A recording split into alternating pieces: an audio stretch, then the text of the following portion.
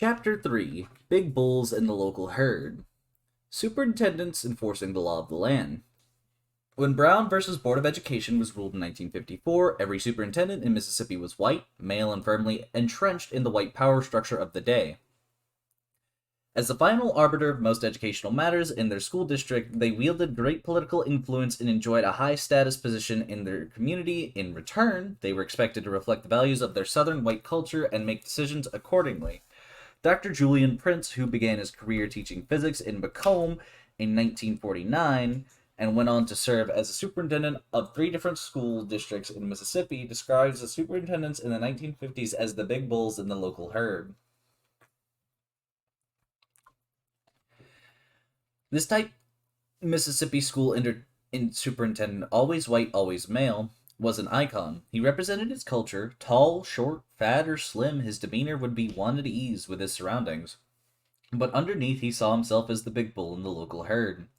He expected to be treated with deference. His characteristics in general were these. He rose to his position in maturity. He expected a long tenure in his position. He had the respect of his white community, and he ruled his school district with an iron hand. The superintendent was a product of, and a part of, his culture. If he was a hardcore racist, and not all were, and that racism was expressed in the manner he treated with his Negro charges, there was no one to check his behavior. With few blacks registered to vote in Mississippi when the Brown decision was rendered in 1954, superintendents did not have to bow to any political pressure from their black parents, teachers, principals, and students. Charged with overseeing both the black and white schools, they could choose how they would administer their black schools. Many superintendents left their black schools alone and allowed the black principal to lead the school how he saw fit. Others ruled with benign neglect and did little to improve the conditions of the black schools or the education of their black students. Others were much more involved in the operation of the black schools. They frequently visited and knew the black teachers, students, and parents well. Some were certainly sympathetic to the complaints of their black patrons about the blatant inequalities existing between white and black schools and earnestly tried to help. Given the conditions of the time, to improve the education of blacks in their schools, while there were few repercussions from the black community if the superintendent governed unjustly or heavy-handedly, appearing too sympathetic to the plight of their black patrons could have significant repercussions from the white community, as was the case with Mac Weems, who served as county superintendent of Scott County from 1940 to 55. Under his leadership, significant improvements were made to the black schools, as described by Mrs. Lila D. Ware, one of the great guest speakers at a 1955 retirement dinner for Weems sponsored by the black teachers, students, and employees of Scott County. Mr. Weems, I wish to thank you for all that you've done for Scott County. You have brought us from creek cisterns and open well water to fountains on the campus. You have brought us from pine knot fires to gas heaters. You have brought us from carrying lunches in tin buckets, paper bags, and boxes to nice lunchrooms with well-prepared nutritious food. Yes, I'm proud to look out and see 23 nice, warm school buses transporting children who used to walk 2.5 to 3 miles daily until Mr. Weems put them riding. In the post-Brown election, Superintendent Weems was defeated. The primary reason was being his unfaltering commitment to supporting and improving the black schools and the discovery that his youngest daughter, a student at Millsaps College, attended a lecture at Tougaloo College, a historically black college near Jackson. Despite the good intentions of some white superintendents to work toward equalizing black and white schools in their districts, no superintendent in Mississippi were leading the charge to desegregate their schools in the aftermath of Brown. As part of the power structure of their community, most stood steadfast in their resistance to school desegregation even after the passage of 1964 Civil Rights Act as explained by Prince, who was part of the statewide superintendent meetings in 1964. The prevailing attitude with long-term administrators across the state in 1964 was to battle racial change. Many of the peers thought efforts at cooperation were those of a wimp or worse. Participants in school administrative meetings that fall were obsessed with finding ways to foil desegregation actions. I kept my mouth shut about what I knew to be coming down the pike for school desegregation. There was a logical reason for my reticence. In 1964, unless I was dealing with one of the several dozen other administrators who thought like I did, I could never know the hidden background of another, or what a person's motives would be. There was an atmosphere of intimidation in the state, people not expressing the stand pat, resist to the bitter end, party line might find themselves in very uncomfortable positions. After 10 years of delay, blacks were rightfully suspicious of the white power structure in their communities as reflected in the 1965 article in the Journal of Negro Education. The leadership of the schools, the superintendent, and the school boards are the surrogates of the power order. Their chief responsibility is to protect the equities of the status group. By and large, their behaviors in these years since Brown have been those of artifice, obfuscation, and fancy footwork in their effort to keep faith with the power structure to which they are beholden, as the schools have been challenged by the minority groups. However, the Civil Rights Act thrust superintendents into school desegregation whether they wanted to be there or not. As chief educational administrators, they were responsible, along with their school boards and school board attorneys, to submit desegregation plans that would please both the HEW and their constituents and keep them out of court. In 1965 to 66, the HEW published guidelines to aid school districts in formulating their specific desegregation plans. Districts were instructed to demonstrate a good faith effort immediately in desegregating their schools, with 1967 as the targeted deadline for achieving school desegregation. The specifics of how to assign teachers, faculty, administrators, staff, school buildings, bus routes, and a host of other particulars were left to the individual school districts. In some towns, desegregating plans were readily adopted and implemented. For example, Greenville and Tupelo adopted a voluntary desegregation plan in 1964. However, the majority of school districts in Mississippi spent 1965 through 1969 creating desegregation plans based on FOC, which often resulted in little more than token desegregation. The implementation of desegregation throughout every school district in the state varied greatly, as did the relationship between the local superintendent and school board and the federal government. Certainly, the leadership of the superintendent was paramount to how a school district complied with desegregation orders, but other variables also determine actual implementation efforts: board and community opposition to desegregation, civil rights activism in the community, the black to white ratio in their town, and the logistical ease of implementation, just to name a few.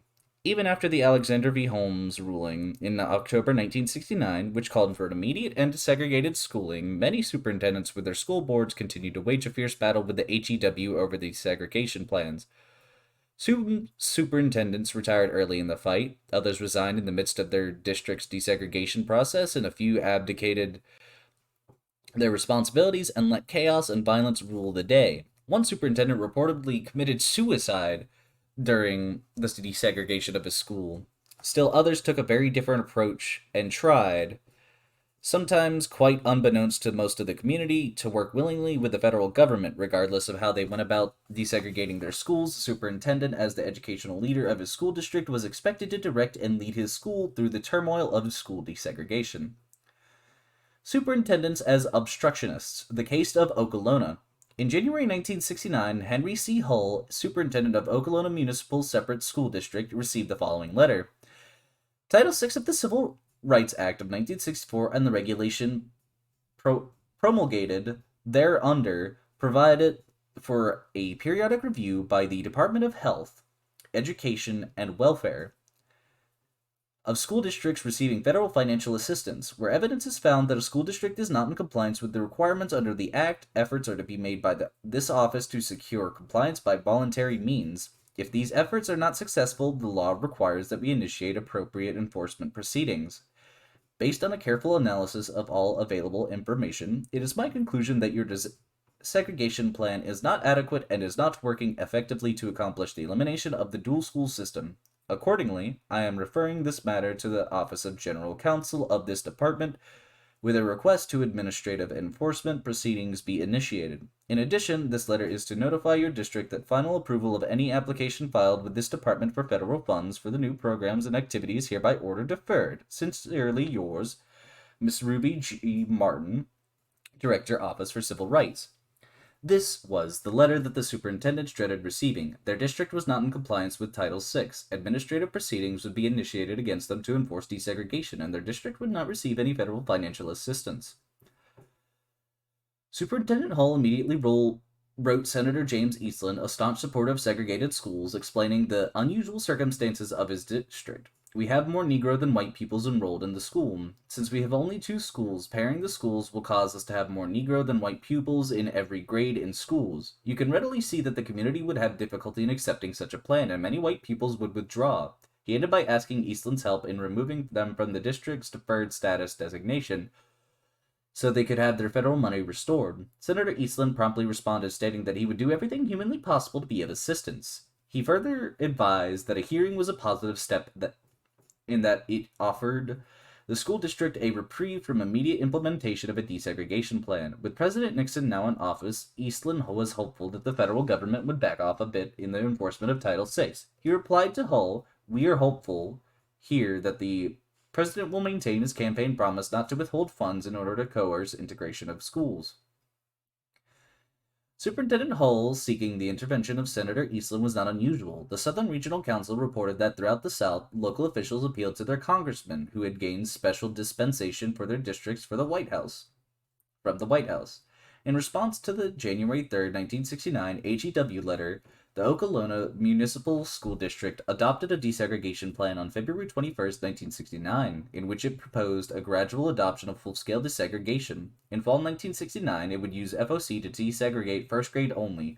Grades 1 through 4 would be desegregated in 1970 to 71, grades 1 through 8 in 1977 to 72, and all grades in 1972 to 73.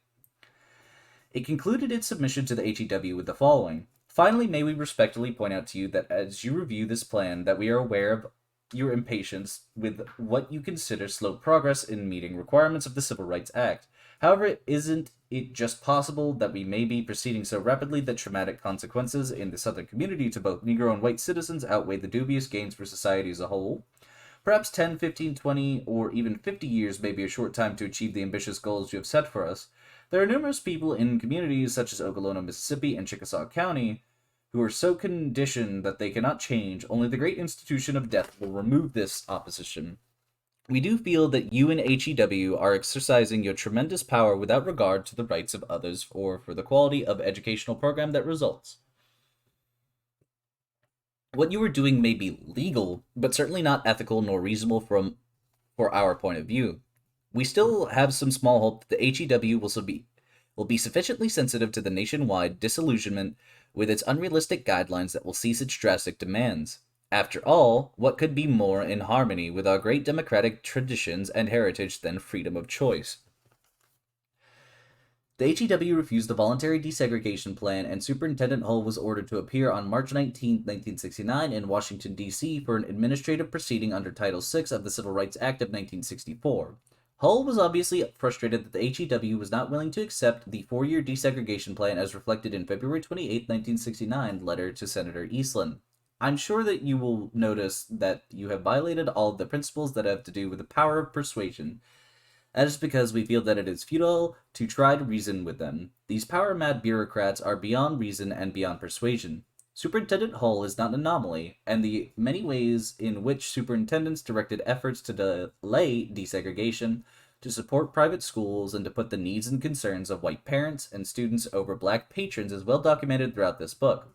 However, to paint all superintendents with a single swath or to simplify superintendents' decisions and actions to a singular motive, preserve segregated schools at all costs, fails to capture the complicated economic, educational, and cultural context under which each superintendent was working. It also dismisses the complexity of school reform at the level of local implementation. A more nuanced picture of the superintendent's role in desegregation reveals some similarities, but as the following cases illustrate, the particulars of how desegregation was achieved in school districts after school district is as varied as the school districts and towns themselves. Leading a school district through desegregation, the tales of 4 superintendents. Julian Prince, Clyde Muse, Tom Doolin, and Harold Hardwood Kelly were all native sons of Mississippi, born in the 1920s and 30s and attending schools in the 40s and early 50s. They grew up in a state in which Jim Crow laws were a way of life and white supremacy pervaded every facet of social, political, economic, and cultural life. Given the power and influence of the Citizens Council and the deeply rooted racism of Southern culture in the mid-20th century, it is fair to assert that none of them began his career as an ardent desegregationist, but school desegregation hurled them into a very different position of leadership, that of chief mediator among the HEW, the DOJ, the district courts, their school board, and their local communities, including not only parents, teachers, staff, and students, but also civil rights organizations in the black community and the Ku Klux Klan, and the Citizens Council in the white community. The four helped lead 7 different school districts: Corinth, Macomb, Hinds County, Meridian, Carrollton, Winona, and Yazoo City through the desegregation process from 65 through 72. The expert, Dr. Julian Prince. In 1962, the small town of Corinth, Mississippi captured the attention of the federal government when its city council passed a resolution condemning the actions of Governor Ross Barnett when James Meredith attempted to enroll at the University of Mississippi. The White House invited several community leaders in Corinth to fly to Washington to help the federal government develop more effective ways of working with a beleaguered state embroiled in racial tension and violence. Julian Prince, as superintendent of the Corinth Public Schools, attended that meeting and returned to Washington, D.C. several times in the next few years. On a trip in 1964, Prince met a young lawyer from Harvard named David Seeley, who had just been appointed the Assistant Commissioner for Equal Educational Opportunities for the U.S. Office of Education. Seeley's job was to monitor the newly enacted Title VI of Civil Rights Acts. He asked Prince to be a part of a small group of people charged with hammering out the implementation details of Title VI. Prince agreed and returned to D.C. to be part of what would be called the Arley Conference. It was held in the Arley House in Northern Virginia. He was one of the only superintendents sitting around the table debating such questions as what would HEW consider voluntary compliance, and at what point would the DOJ step in to enforce compliance. Prince was well aware that his fraternizing with DC officials would put him at odds with the majority of whites in his home state. There was with many Mississippians considering a den of iniquity with top federal people who were going to force desegregation on the South. Worse, I was involved in making the decision how the job would be done. Devising implementation guidelines with such a diverse group was not an easy task. The representatives of various civil rights organizations wanted nothing less than the immediate desegregation of all schools. The superintendents called for a more gradual approach so they would prepare their communities. The DOJ representatives sought clarification on how much time was realistically needed and at what point they should initiate legal proceedings against districts refusing to comply. The HEW representatives pushed for more specificity on what constituted minimal but acceptable compliance with Title VI. Prince returned to Corinth after this meeting and informed his school board that compliance with school desegregation was inevitable and the best way to achieve that was through the FOC plan. The board held a series of community meetings to discuss desegregation efforts and ultimately decide to voluntarily desegregate its schools. Prince and the board attorney returned to D.C. and work out an FOC plan acceptable to HEW. The relative ease of Corinth's transition to desegregated schools contrasted greatly with that of the other school districts with much higher percentages of black students. One such place was Macomb, which came courting Prince in 1965. Racially, Macomb and its surrounding areas was a far cry from Corinth. It was a dangerous place for the black residents. The Ku Klux Klan in Pike, Walthall, and Amity counties was notorious in its brutal attacks against blacks, often with the full cooperation and participation of local law enforcement officials. But the KKK did not have the sole claim on racism and violence. Like all southern towns in the 1960s, racism filtered through all facets of community life, including the church. One church in Macomb appointed some of its members to serve on the committee. Their job was to stand at the front door to intercept any blacks who attempted to enter the sanctuary. This area was also home of some of the strongest NAACP chapters in the state. It was a logical place for the newly formed Student Nonviolent Coordinating Committee, SNCC, to move in 1961 to help local activists launch a vigorous voter registration campaign. The showdown between local black activists, the so-called outside agitators from the SNCC, and the KKK soon turned violent. In September 1961, E.H. Hurst, a member of the Mississippi State Legislature, shot and killed Herbert Lee, a black farmer and a member of the NAACP involved in the voter registration movement. Hurst was never charged for the murder nor spent a day in jail. A wave of terror swept over the area, wrote J. Oliver Emmerich, editor of the Macomb Enterprise Journal. Black churches, homes, and meeting places were routinely bombed or burned, so violent was the area that the Washington Post dubbed Macomb the bombing belt of the country. In 1963, Charles Nash was the student body president of Berglund High, the black segregated high school in Macomb. He remembers well the dangerous atmosphere for black residents as reflected on the worst argument his parents ever had. It concerned what he should do if stopped by the police. Mother's position was to stop. Don't say anything. Keep your mouth shut. Don't sass. Don't disagree with them. They give you a ticket, just get your ticket and come on home. Daddy's position was get home. Don't let them stop you, get home. If you get home, we'll take care of you. And they couldn't agree on that. Mother was right because Big John Smith was terrible. He was a police officer in the Macomb Police Department. He beat many black persons for nothing. In 1964, in an attempt to restore some peace and order in the community, 650 white residents signed a declaration calling for a halt to the violence and police brutality against blacks. The statement of principles was published in the local paper. The black community immediately responded with its own statement signed by 12 black organizations in town. According to Emmerich, the citizenry had finally evinced responsible concern. A biracial committee was appointed to help formulate a plan for easing the racial strife in Macomb. At its first meeting, one of the black members, an elderly minister, asked everyone to stand, hold hands, and sing Amazing Grace together. This was the context in which the Macomb School Board members found themselves in 1964 as they debated how to comply with school desegregation orders. They were fearful that fights over school desegregation would erupt into another round of violence. They needed someone with experience and expertise in desegregating schools. Julian Prince Eastleigh came up. Prince was a frequent visitor in Washington, D.C., and was on a first-name basis with David Seeley and many federal officials charged with enforcing school desegregation, and he had close ties to Macomb. He began his teacher career there and was appointed director of instruction in 1959. His primary responsibility was to compare the instructional quality between the black and white schools in Macomb, but when Frank Watkins, chair of the Macomb School Board, called Prince about the superintendent position in Macomb, Prince quickly and emphatically responded, "Frank, there ain't no way I'm going to Macomb. Let's face it, life is too short."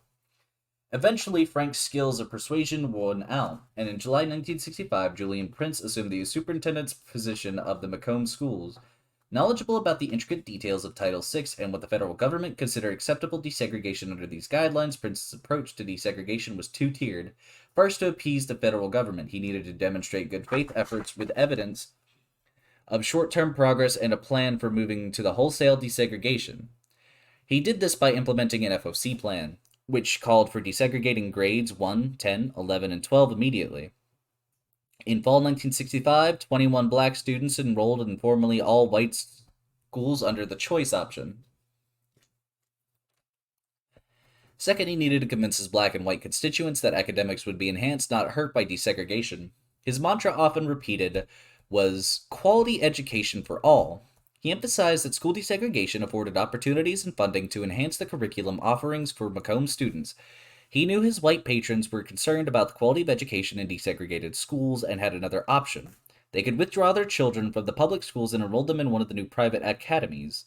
He also knew that the Macomb black community, galvanized by an active civil rights ethos, would not tolerate any digression in the fight for equal rights. Prince began searching for new and innovative educational practices that would position Macomb as a leader in cutting-edge curriculum, pedagogy, and technology in the state and nation.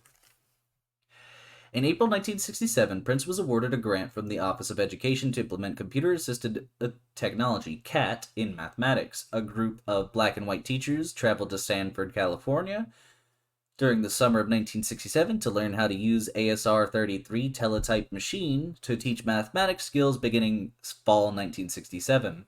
Charles Nash, one of the black educators traveling to Stanford, explained how CAT was used as a way to transition into desegregated schools.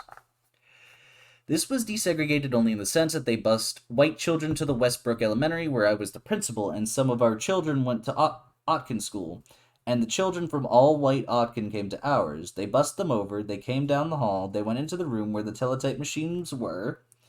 They worked on the teletype machines for an hour or so.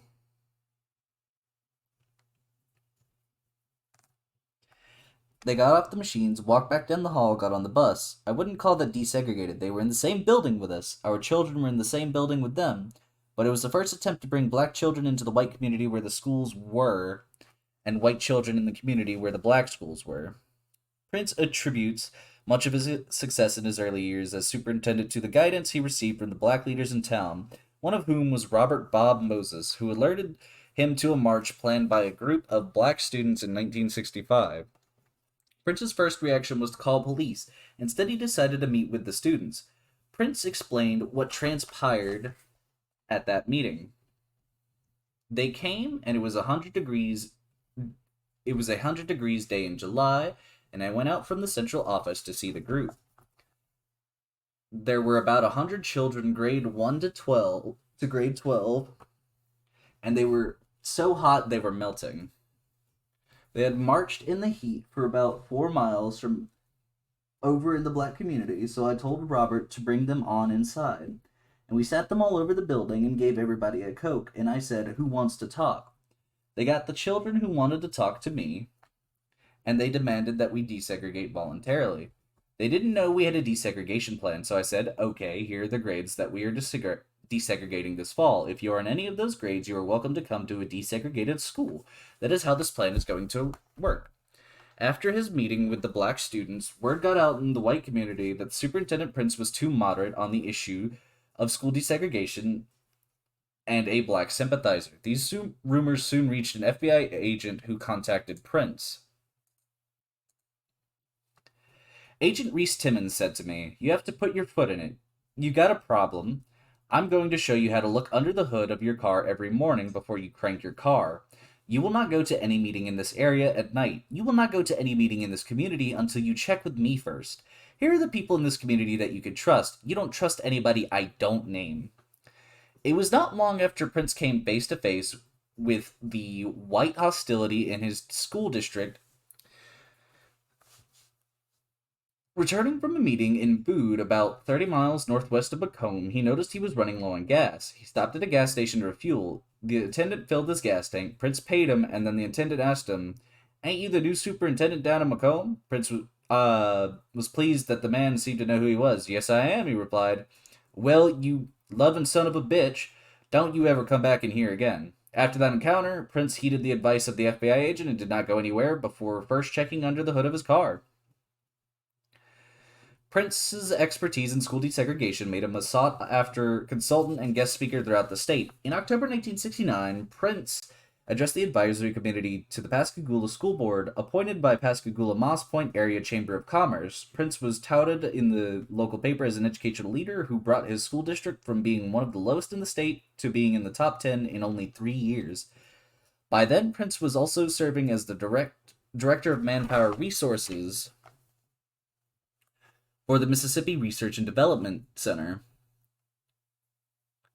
He told the crowd that he had used unorthodox methods to move his district to desegregation, but his primary emphasis was and would continue to be quality of education. Despite Prince's status as an expert in school desegregation, with deep ties to Washington, he eventually ended up at odds with the federal government. His voluntary 5-year desegregation plan came under fire after the 1969 Alexander ruling for not moving quickly enough to a unitary school system. In February 1971, the Office of Civil Rights informed Prince that the district federal funds would be terminated for failure to comply with desegregation, although its desegregation plan was court-approved in April 1971. The Office of Civil Rights demanded that the Macomb School District repay the federal money it received in 1970 to 71 during the non-compliance. In April 23, 1971, Prince wrote to Senator James Eastland, apprising him of his concern that the HEW was intentionally delaying the school's request for compliance confirmation. On Tuesday, April 20th, I had a conversation with Dr. Lloyd Henderson of Mr. Pottinger's office. Dr. Henderson said that he did not like our plan and that he would fight it with every tool at his disposal. At the moment, I placed no substance on that comment, i.e., that he could. Reflection since that time has caused me to worry that Dr. Henderson and Mr. Pottinger may be delaying our return to compliance in order to keep us from being eligible for an experimental schools grant. Would you be kind enough to discreetly check into this and determine if Dr. Henderson is delaying our compliance approval? Speed is of the essence. In November 1971, Prince and board attorney Joe Pygott flew to D.C. to argue their case during an administrative hearing. Prince describes the results of that meeting. They had no case. We left town well satisfied. The Atlanta OCR had shot themselves in the foot, and that was about it with the OCR.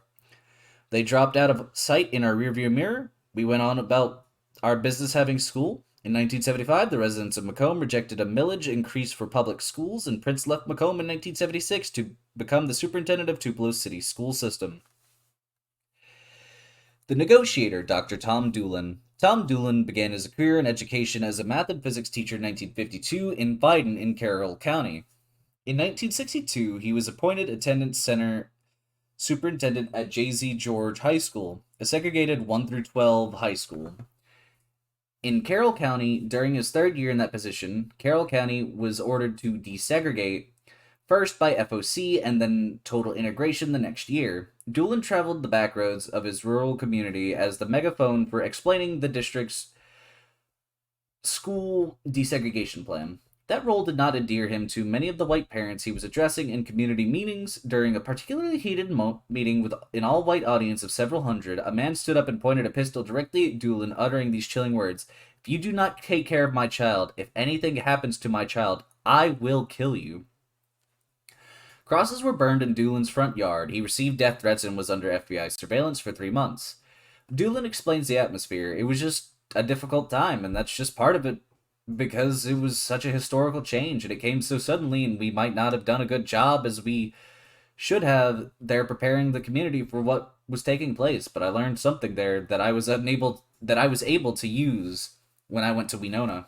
In 1966, Doolin became superintendent of the Winona School District in nearby Montgomery County, which was still a totally segregated school system. In his first year as superintendent, Doolin, his school board, and the board attorney began working on a voluntary desegregation plan using FOC. Unknown to the community, they were furtively negotiating with officials from the HEW on this plan. Doolin describes a particularly intense meeting that ended successfully, but not without concerns for their personal safety. We had an 8-hour telephone conversation, a conference call, and what we were doing was we were pleading with them, the DOJ and the HEW, to let us integrate the school system partially and then do it wholly at the beginning of the school year, so we would have time to prepare our people, and we spent a great deal of time telling them that we think we can get some black people to come. We will work at it, and we will try to swap teachers. White teachers go to the black schools, and black teachers come to the white schools. Just give us a little time to get our community ready. Just don't throw it on them all at once because they would leave. We were afraid they would leave, and I believed they would have. It was an interesting 8 hours. I had those tapes, and I hid them because during the process of negotiating with them, we were actually begging them to let us integrate the school system, which was a string tune for Mississippi at the time. We were going against the grain, probably the only school in the state of Mississippi that actually begged the government to let us integrate. The negotiations resulted in the decision they wanted, and they were allowed to adopt a more gradual approach to school desegregation. Doolin immediately began contacting some black families to convince them to send their children to the white school under FOC. They were reluctant, but he assured them that he would personally make sure they were welcome and safe in their new school. Several finally agreed.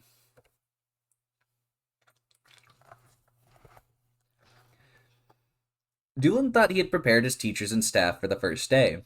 He had planned every detail, even to the speech teachers were to give their white students in introducing the black students to the class.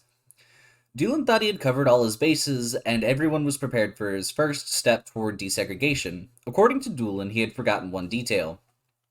All our school staff, we had them well versed on what was going to happen, but we had one custodian that was sick during that period of time, and I did not know he was coming back the very morning the little black children came to school.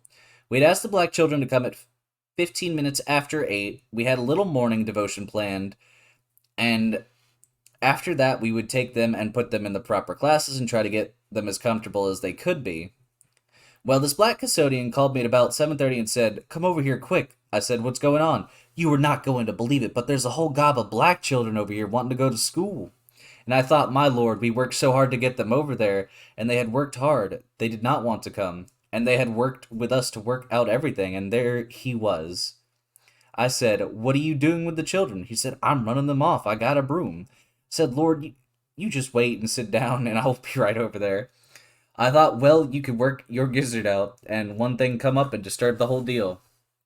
Meanwhile, Doolin and his school board began holding numerous meetings in the black and white community preparing for school desegregation. They publicized the FOC option on the radio and in the newspaper, and they hired Dr. Roscoe Boyer from the University of Mississippi and Dr. Douglas McDonald from Delta State University to conduct workshops with their teachers.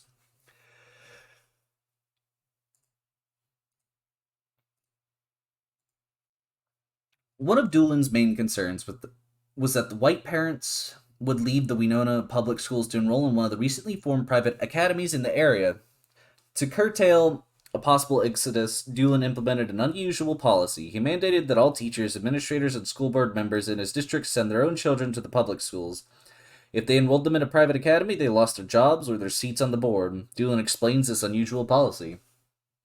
If you taught in the Winona public school system, whether you were white or black, or if you were on the school board in the Winona public school system, your children went to the public school. If you were a teacher and decided you did not want your children to go to the public school, you left the school system. If the school system was not good enough for your children, it ain't good enough for you. And we stood by that. The school board member, if they decided they didn't want their children to go to public school, you had to resign. That is the only way I would stay in Winona when we integrated the school system. And it worked. Might not have been legal, but it worked.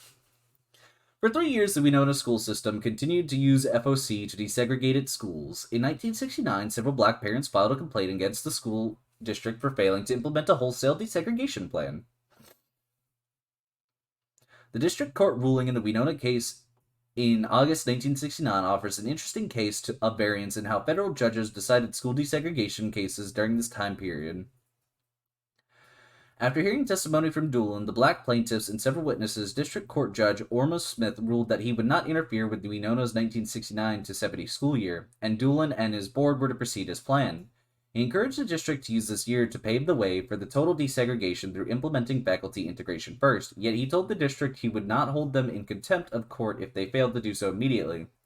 Instead, he said, "I urge you to do in all your power to comply." He ordered them to submit a plan for abolishing their dual system of schooling by December 1st, 1969, but again he was quite lenient in the specifics. He declined setting a firm deadline but implementation, but iterated he would not favorably respond to a plan that called for more than 2 years to implement. He reminded Doolin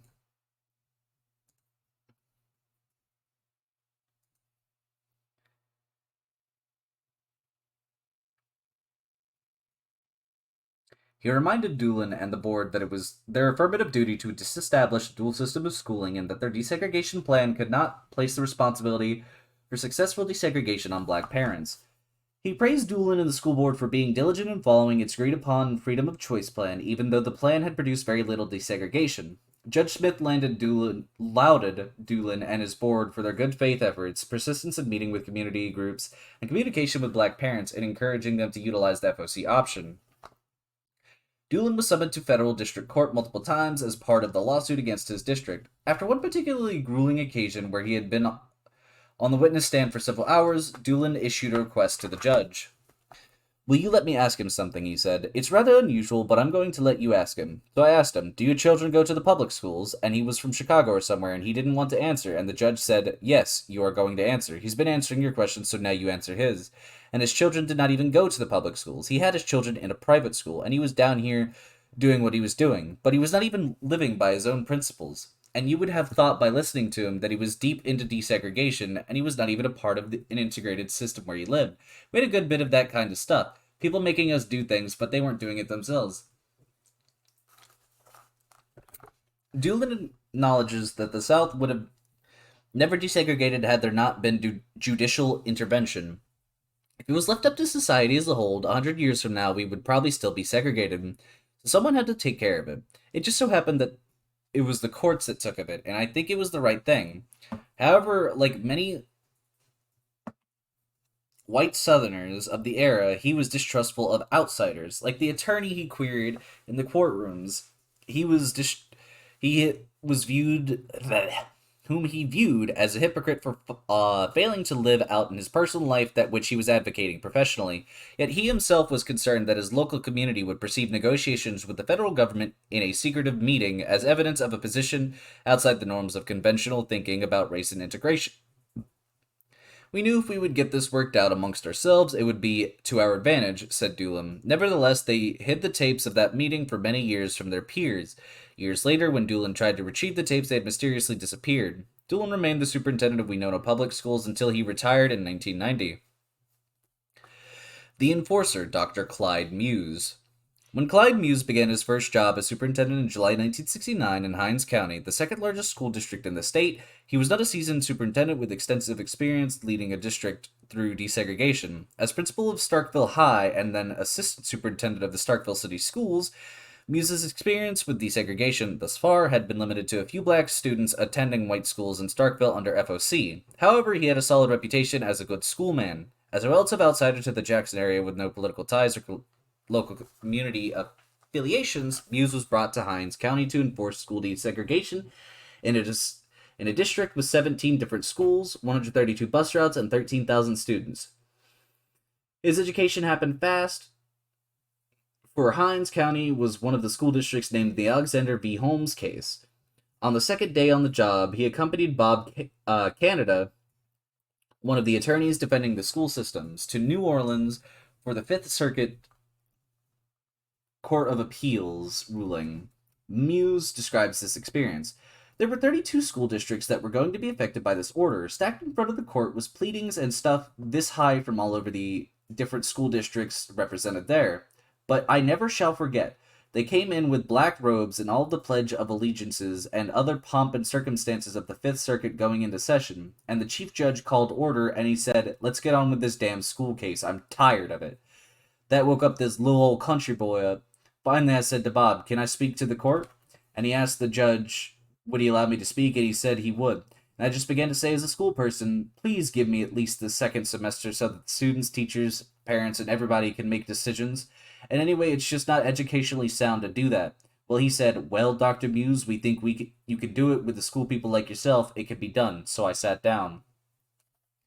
The Fifth Circuit ordered the school district to submit desegregation plans immediately with an implementation date of August 27, 1969. Muse left the court hearing thinking it would be impossible to transform his school system in a matter of weeks from a dual to a unitary school system. He contemplated defying the court order. What would be the repercussions if we don't comply? He asked his attorney. $10,000 a day fine for every day it's not implemented on time, and you have to pay the fine personally? To that, Muse replied, Bob, I couldn't stand 2 hours of that, so I guess I better get it done. Muse and the other 32 school districts named in the Alexander case received a reprieve of sorts. At the last hour, Robert Finch, secretary of the HEW, asked that the date for submitting desegregation plans be changed to December 1969 with no specified start date. From July to November 1969, no school leader was sure of what was going to happen the next day, so fast were the rulings and orders coming down. Finally, on October 29, 1969, the delay was no longer possible when the Supreme Court ruled in Alexander v. Holmes that continued operation of racially segregated schools under the standards of all deliberate speed is no longer constitutionally permissible. Schools were ordered to open in January 1970 as desegregated schools. You spent November and December, including most of the Christmas break, planning and preparing. This entailed visiting all the local black and white communities in Hinds County. He noted, it was the toughest time of my entire school career. His no response approach to the enforcing school desegregation and his message to every community group were the same. He was addressed the crowd, explained the court order, described his plan for how that order would be accomplished in Hinds County, and then fielded questions.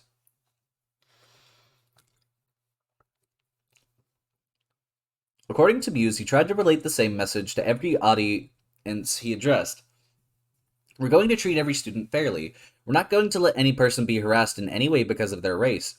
We're going to have good discipline, and we will require students to come to school properly dressed, and we will require them to get up their lessons, and if one of them is mistreated, I don't care what color he is, by one of the faculty members or my people, they will be dismissed that day.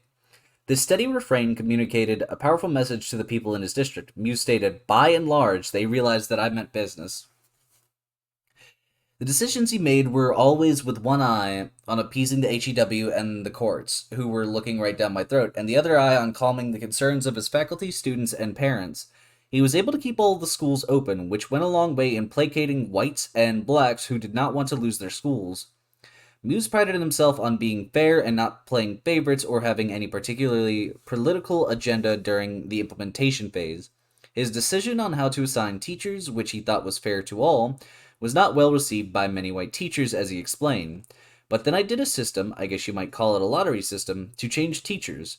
Each one was given a number, and we just spun a wheel, so to speak. We turn out a number, and if Miss Smith might be teaching now at Clinton, she may be transferred to the same grade down at Piermont and Terry. And I lost a good many of my really good teachers, and so we had to make some adjustments during the second semester, but we made them. But I had a fruit basket turnover for sure. Muse was anxious the first day of school and spent his time circulating from school to school. The press as far away as England had descended into Jackson to report on the first day of massive desegregation in the state's most populous city. Muse's goals was to have the school as normal, which meant keeping the press out of his school buildings. He promised he would give a press conference at the end of the day. With 35 microphones in front of him, he succinctly told the waiting reporters it went real well, we had a good day at school. That night he received a phone call from a man who had seen him on TV. The caller questioned Muse's pedigree as a native son, believing that his report about a good nay could not have been delivered by a Mississippian. Muse describes that conversation. He told me that he was who he was and that he was a retired military person. That he said, I want to ask you a question. I said, all right. He said, are you a Mississippian? I said, yes, sir. I was born and raised in Mississippi. How about your daddy? I said, yes, sir. He was born and raised in Mississippi. How about your granddaddy? I said, yes, sir. He said, well, I want to tell you something. You sure as hell don't sound like one. Because he wanted me to go on there and say how bad it was and how terrible it was. But I just stated the facts that they're the way they were. Many whites left the Hinds County school system for private schools, and shortly after Muse began his tenure as superintendent, the town of Clinton split from Hinds County, taking it with a sizable portion of white students. In 1979, the Meridian school system hired Muse to enforce desegregation in its school district. This time, however, he had a much more supportive white power structure behind him that was committed to preserving the public school system. However, his message and approach in Meridian was the same. If you could provide the leadership and the people could trust you, whatever you say, that's what you're going to do, whether they like it or not. You're going to be successful and they're going to support you. Muse's decisions were not always popular. When he expelled a black student in Meridian for hitting a white student, a group of black parents and community staged a protest in front of his office. They marched for several days. He finally met with them, listened to their complaints, explained his position, and told him he was not going to rescind the expulsion. Muse describes the outcome of that meeting. Finally, it wound up with me, two of the ringleaders, as the only ones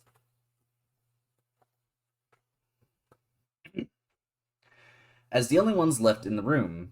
I sat there not saying a word. One finally turned around and said, "Oh hell, let's go. He's not going to do anything." But they took the pickets down, but that's the way I was, and they had to see that, and they had to know it. I would discipline a white child just as fast as I would a black child. And I was the same way when I was here in Hinds County. So if there's anything that helped me get through that, besides the good Lord, it was just the simple fact that I'm going to be fair to everybody. Muse served as the superintendent in Meridian for 7 years. In 1978, he became the president of Hinds Junior College.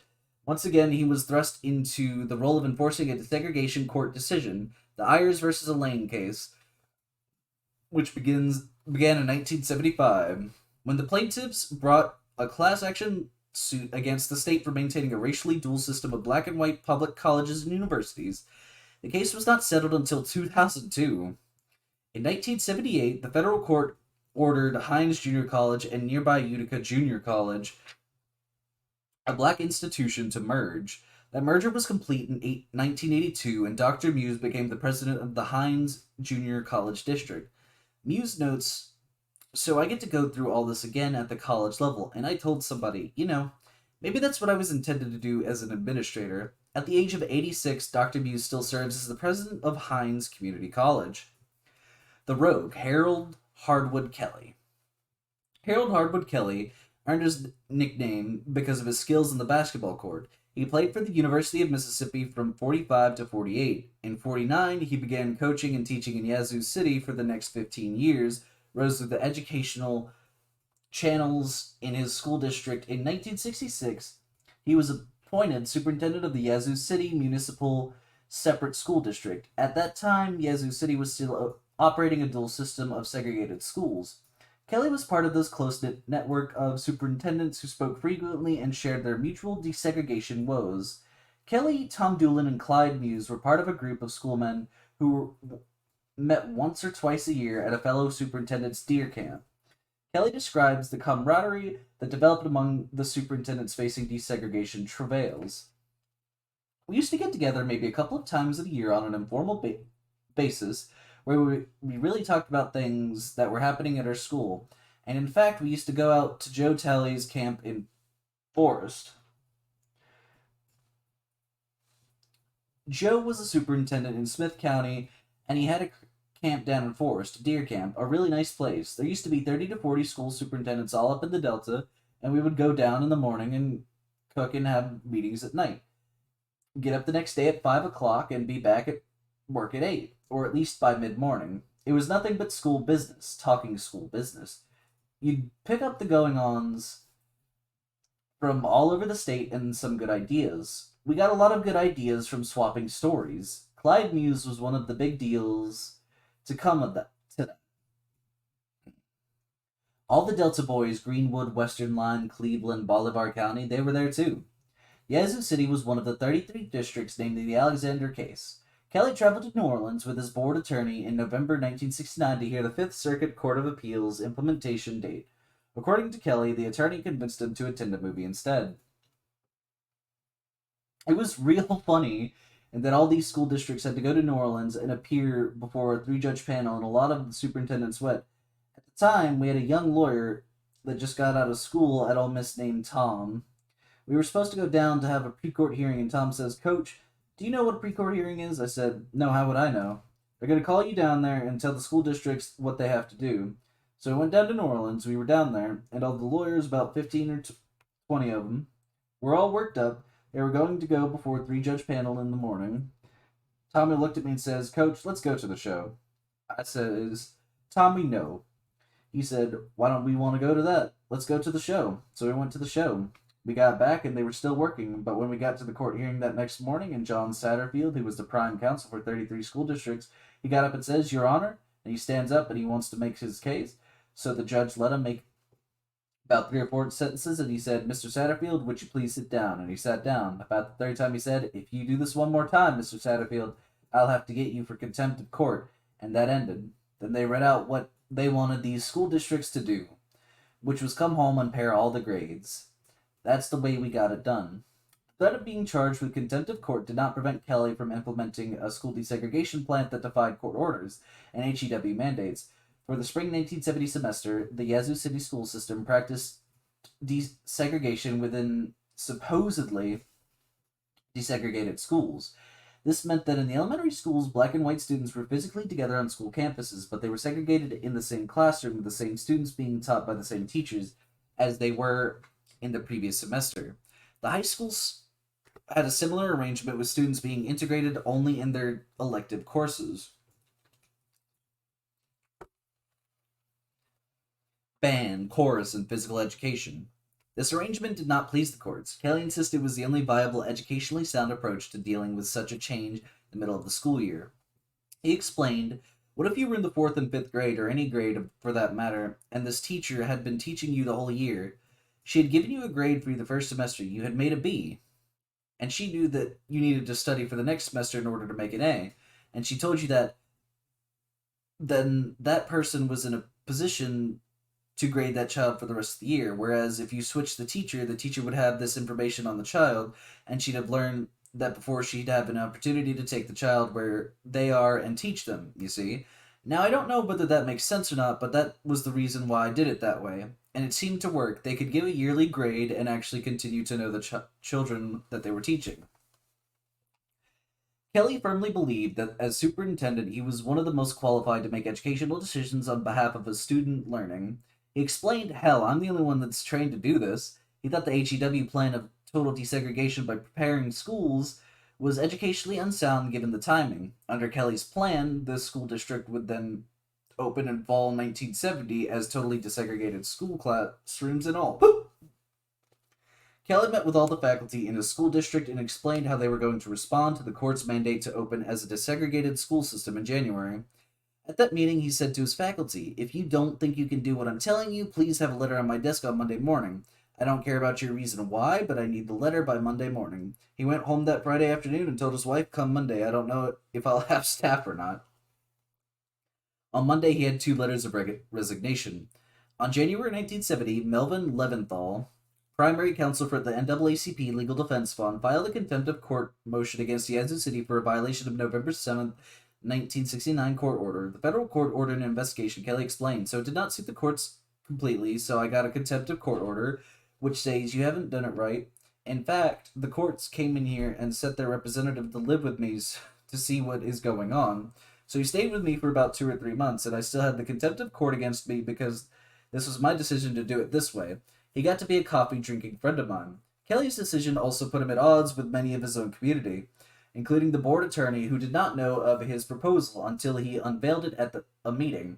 I had to appear before HEW, the Justice Department, and the local NAACP. All the groups, and half of those agreed with me, and half didn't. But my lawyer said, Kelly, you have messed up. That's not the way we should have done it. And I said, well, if it's not anything left for the people in education to do, then I will find out. Kelly's school board, by and large, stood behind him, and for the first semester, the majority of white students remained in public schools, probably due, in part, to Kelly's plan and a concerted community Friends of Public School campaign.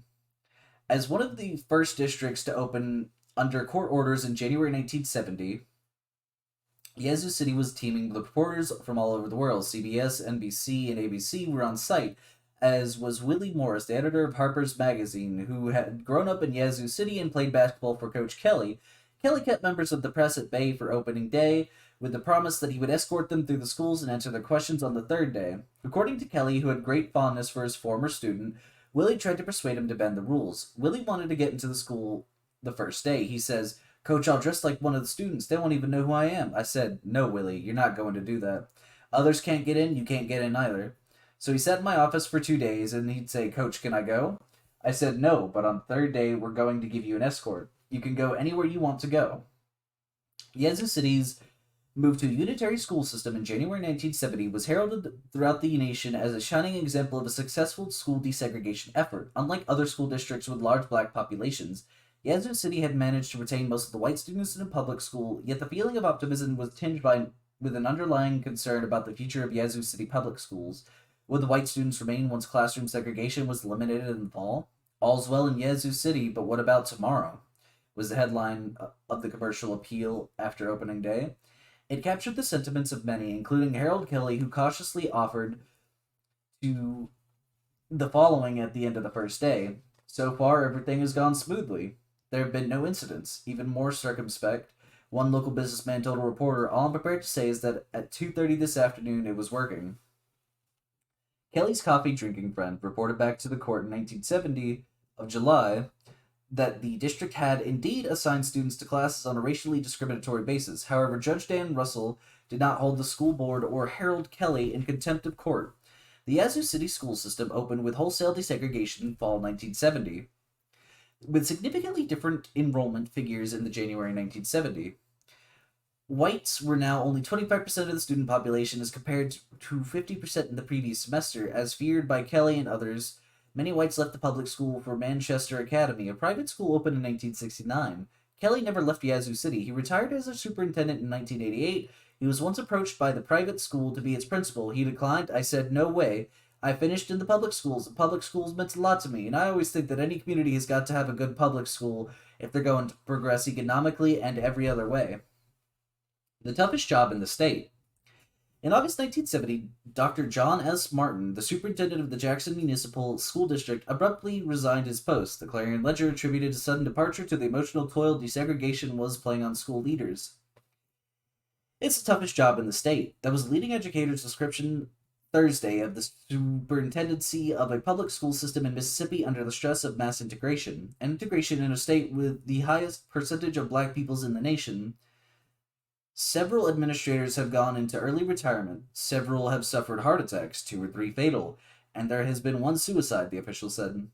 It was a tough job indeed, and every superintendent faced with school desegregation did so under extreme pressure, often with little positive guidance from his board and surrounded by a cacophony of conflicting voices demanding their needs to be met. Dr. L.O. Todd, who preceded Muse as Superintendent Meridian, described the context under which superintendents were working in 1969 as the most revolutionary and abrupt thing that has ever happened to education. As educational leader of their district, the superintendent was charged with completing the difficult task of determining the nuts and bolts of school desegregation. How do we ensure that there will be no violence and all the children will be safe? How will teachers be assigned? What schools will be closed? How will students be assigned to classes? How will bus routes be determined? Do we have enough textbooks and desks? Many made decisions that put them either at odds with the HEW and the courts or in conflict with their local constituents.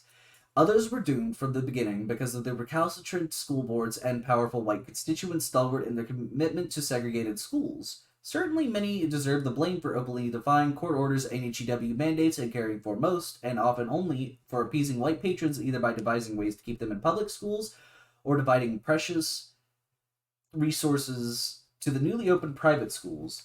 However, some superintendents soared to the challenge and led their school districts through the social and educational crisis much more successfully than expected.